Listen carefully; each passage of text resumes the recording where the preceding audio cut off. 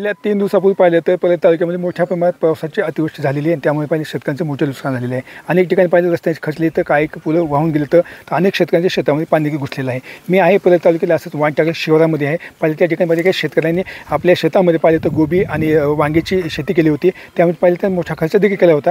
या ठिकाणी पाहिजे तर पिकाचं नुकसान झालेच आहे फळांचं, मात्र या ठिकाणी पाहिजे तर शेती देखील आपण पाहू शकतो या ठिकाणी संपूर्ण शेती आहे हे वाहून गेलेली आहे। त्यामुळे पाहिजे तर आणि हे आहे पाहिलं ते वांग्याची शेती आहे, संपूर्ण वांगे असल्याच्यामुळे पाहिजे हे सगळे उद्ध्वस्त येतं आणि ही जमीन सगळी खडून वाहून गेलेली आहे आणि त्यामुळे पाहिजे शेतकरी पुन्हा एकदा राजा संकटात आले आहे। आता माझ्यासोबत हा शेतकरी आहे, आपण त्यांची संवाद साधत नेमकं काय दादा काय सांगाल, काय झालं होतं 3 दिवसापूर्वी आणि संपूर्ण तुमचं हे वांग्याचं पीक आता सगळं उद्ध्वस्त झालेलं आहे, किती आता पण खर्च केला होता?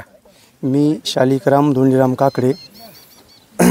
आमच्या गावाला अतिवृष्टी झाल्यामुळे आम्ही शेतकऱ्यांना दर 3 वर्षाला ही संकट आम्हाला झेला लागते। दर 3 वर्षाला आमच्या शेतीची खूप नुकसान होती आणि ही वांगे मी गोबी हे असं मिळून मी खर्च एक 60 ते 70 हजार रुपये खर्च केला। मला अपेक्षा किती होती, उत्पन्न किती होईल असं अपेक्षा? मला 2 ते 2.5 लाखाचं मला अपेक्षा होती या उत्पन्नाची। सध्या पाहिलं तर तुम्हाला 2 ते 2.5 लाख नुकसान झालेलं आहे। दुसरं पाहिलं तर तुमची जमीन जी माती आहे हे संपूर्ण वाहून गेलेली आहे। वाहून गेली, पूर्ण जमीन आमची वाहून गेली, आता माती पूर्ण कसून गेली आणि शासनानं आम्हाला लवकरात लवकर याची मदत द्यावी। प्रत्येक शेतकऱ्याला आमच्या गावावाल्याचं खूप नुकसान झाले। काल मुंडे साहेबांनी पाणी केली येऊन त्यानं पण बघितलं।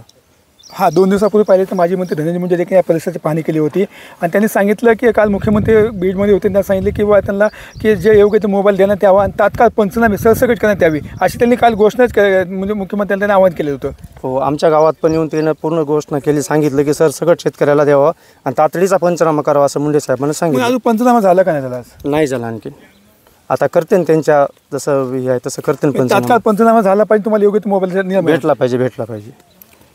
ते येत आहेत काकडे शेतकरी, त्यांचं म्हणणं आहे की 2 दिवसापूर्वी माजी मंत्री धनंजय मुंडे यांनी दौरा केला होता आणि त्यांनी पाहणी देखील केलेली आहे, पण तात्काळ अशा शेतकऱ्यांचा पंचनामा करावा आणि अशा शेतकऱ्यांना तात्काळ मदत द्यावी अशी देखील मागणी आता शेतकरी करत आहेत। कॅमेरा पर्सन विकास वाघमारेसह मी संभाजी मुंडे, TV9 मराठी, परळी, बीड।